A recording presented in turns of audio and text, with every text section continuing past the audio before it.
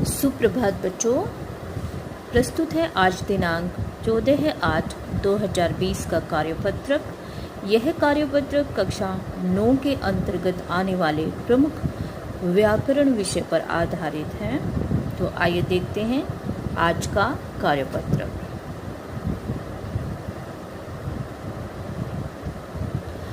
आज के कार्यपत्रक का विषय है वाक्य और उसके भेद।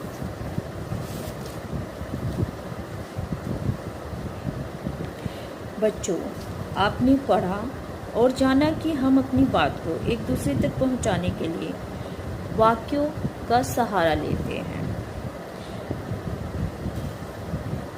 यह याद रखने योग्य बात है कि वाक्य शब्दों का उचित क्रम में होना आवश्यक है। तो शब्दों के सार्थक समूह को वाक्य कहते हैं। वाक्य के कुछ अंग होते हैं। वाक्य के 2 अंग होते हैं, उद्देश्य और विधेय। उद्देश्य, इसको जानने के लिए हम एक उदाहरण लेते हैं। 2 औरतें बातें कर रही हैं, तो वाक्य में जिसके विषय में कुछ कहा जाए वह उद्देश्य कहलाता है। यहाँ पर 2 औरतें उद्देश्य है और बातें कर रही हैं विधेय कहलाएगा। एक और उदाहरण के माध्यम से इसको समझने का प्रयास करते हैं। लेखक कहानी लिख रहा है, तो यहाँ पर उद्देश्य लेखक है और कहानी लिख रहा है विधेय है। तो वाक्य में उद्देश्य के विषय में जो भी कुछ कहा जाए वह विधेय कहलाता है। इस प्रकार वाक्य के 2 अंग हुए, उद्देश्य और विधेय। आइए कुछ और विशेष बातें जान लेते हैं। वाक्य सार्थक शब्दों का समूह है। उद्देश्य तथा विधेय वाक्य के 2 अंग हैं और वाक्य में कर्ता, कर्म, विशेषण, क्रिया विशेषण आदि होते हैं। कई बार एक शब्द भी वाक्य का कार्य करता है, जैसे ठीक, अच्छा, सुनो, देखो, क्या आदि। वाक्य के भेद। वाक्य के भेद निम्नलिखित 2 आधारों पर किए जाते हैं।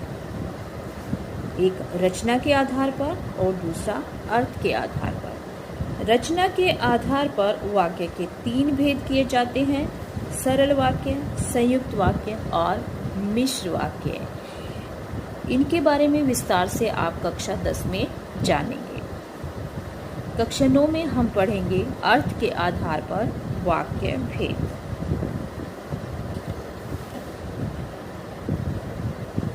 तो अर्थ के आधार पर वाक्य के 8 भेद होते हैं। विधानवाचक वाक्य, 2 निषेधवाचक वाक्य, 3 विस्मयादिवाचक वाक्य, 4 इच्छावाचक वाक्य, 5 संदेहवाचक वाक्य, 6 संकेतवाचक वाक्य।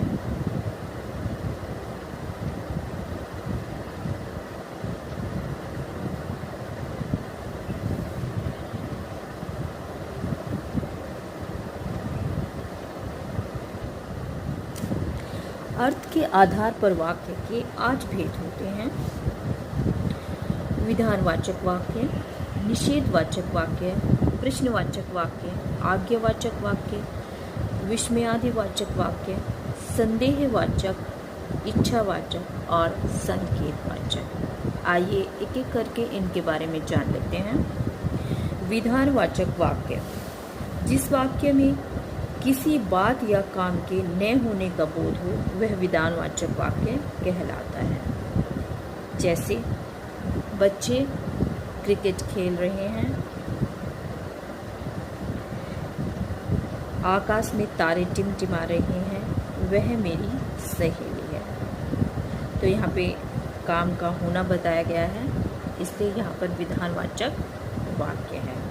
निषेधवाचक वाक्य, जिस वाक्य में किसी बात या काम के न होने का बोध हो वह निषेधवाचक वाक्य कहलाता है। निषेध का मतलब ही न होना होता है, तो यहाँ पर कार्य का न होना पाया जाता है। जैसे उसने खाना नहीं खाया, अर्थात यहाँ पर कोई काम नहीं हुआ। सड़क पर मत भागो, यहाँ पर कोई काम नहीं हुआ। तुम मेरी बात नहीं सुनोगे, अर्थात कोई काम नहीं हुआ। इस प्रकार के सभी वाक्य निषेधवाचक वाक्य के अंतर्गत आते हैं। आज्ञावाचक वाक्य, जिस वाक्य से आज्ञा तथा उपदेश देने का बोध होता है वह आज्ञावाचक वाक्य कहलाता है। उदाहरण देख लेते हैं। अभी बाहर रुको, अर्थात आज्ञा दी गई है। अपना कमरा साफ करो, आज्ञा दी गई है। तुम अभी बाहर चले जाओ, आज्ञा दी गई है। तो जिन वाक्यों में आज्ञा देने का बोध हो, ऐसे सभी वाक्य जो है आज्ञावाचक वाक्य के अंतर्गत आएंगे। इसमें उपदेश, प्रार्थना आदि भी सम्मिलित होते हैं। उसके बाद है विस्मयादि वाचक वाक्य, जिस वाक्य के द्वारा शौक, हर्ष, आश्चर्य आदि के भाव प्रकट किए जाते हैं वह विस्मयादि वाचक वाक्य कहलाता है। उदाहरण देख लेते हैं। शाबाश, ऐसे ही अच्छे अंक लाते रहो। अरे यह क्या कर डाला, वाह क्या दृश्य है, आदि इस प्रकार के वाक्य जिनसे हमें हर्ष, विस्मय, खुशी और दुख का अनुभव होता है, ऐसे वाक्य विस्मयवाचक वाक्य कहलाते हैं। प्रश्नवाचक वाक्य, जिन वाक्य में किसी भी प्रकार का प्रश्न पूछा जाता है वह प्रश्नवाचक वाक्य कहलाते हैं। जैसे क्या कोरोना कोई महामारी है, तुम पढ़ रहे हो, आप कहाँ रहते हैं आदि यदि कोई प्रश्न पूछा जाता है वाक्य में तो ऐसा वाक्य प्रश्नवाचक वाक्य के अंतर्गत आता है। इच्छावाचक वाक्य, ऐसे वाक्य जिनमें कोई इच्छा, शुभकामना, आशीर्वाद आदि का भाव प्रकट होता है तो ऐसे वाक्य इच्छावाचक वाक्य के अंतर्गत आते हैं। उदाहरण देख लेते हैं। भगवान आपका भला करे, ईश्वर तुम्हें दीर्घायु प्रदान करे, या आपको जन्मदिन मुबारक हो। इस तरह के जो वाक्य होते हैं वह इच्छावाचक वाक्य कहलाते हैं। संदेहवाचक वाक्य, जिन वाक्यों में संदेह, संभावना आदि का पता चलता है, जिस वाक्य के द्वारा किसी काम के होने में संदेह का बोध हो वह संदेहवाचक वाक्य कहलाता है। जैसे शायद कल बारिश हो। इस प्रकार के सभी वाक्य जिनमें कार्य के होने में कोई संदेह उत्पन्न हो रहा हो संदेहवाचक वाक्य कहलाते हैं। अगला है संकेतवाचक वाक्य, जिन वाक्यों में एक क्रिया का दूसरी क्रिया के होने पर निर्भर करता है ऐसे वाक्य संकेतवाचक वाक्य कहलाते हैं।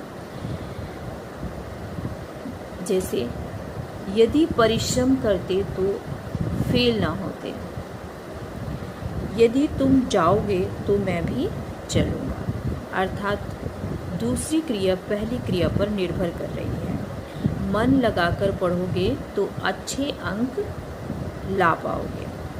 इस प्रकार के वाक्य जिनमें कोई संकेत छिपा होता है संकेतवाचक वाक्य के अंतर्गत आते हैं। तो आज की गतिविधि है कार्यपत्रक पर आधारित कुछ वाक्य दिए गए हैं जिनमें हमें पहचान करनी है कि ये वाक्य किस भेद के अंतर्गत आते हैं। आइए देखते हैं और उनको पढ़ लेते हैं। निम्नलिखित वाक्यों के सामने उनके भेद लिखिए। पहला है गंगा हिमालय से निकलती है, दूसरा, क्या शिखर क्रिकेट खेलता है? तीसरा, यदि वह खेलती होती तो आज खिलाड़ी होती। वह अभी आता ही होगा। अगला है, कई दिन से धूप नहीं निकली है। सातवां, आपकी यात्रा सुखद हो। आठवां, करीम फुटबॉल खेलो। आशा है आसानी से आप इनको कर पाएंगे। एक गतिविधि और दी हुई है जिसमें आपको आज परिवार में हुई बातचीत को याद कीजिए और उसमें से वाक्यों के भेद को छांट कर लिखिए। तो ये 2 प्रश्न आपके लिए हैं जिन्हें आप बड़ी आसानी से इस वीडियो को देख करके कर सकते हैं। तो आज की वीडियो में इतना ही। मिलते हैं अगली वीडियो में।